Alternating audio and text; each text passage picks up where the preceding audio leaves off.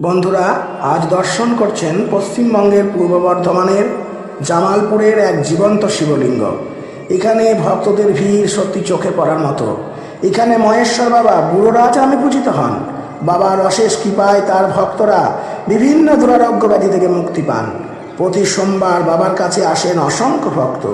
তাছাড়া বুদ্ধ পূর্ণিমা, গাজন এবং শিবরাত্রিতে বাবার ব্যাপক ধুমধাম সহকারে পূজা হয়, মেলা বসে। আপনি যদি বাবা বুড়োরাজের ভক্ত হন তাহলে একটি লাইক দিয়ে কমেন্ট বক্সে লিখুন জয় বাবা বুড়োরাজ।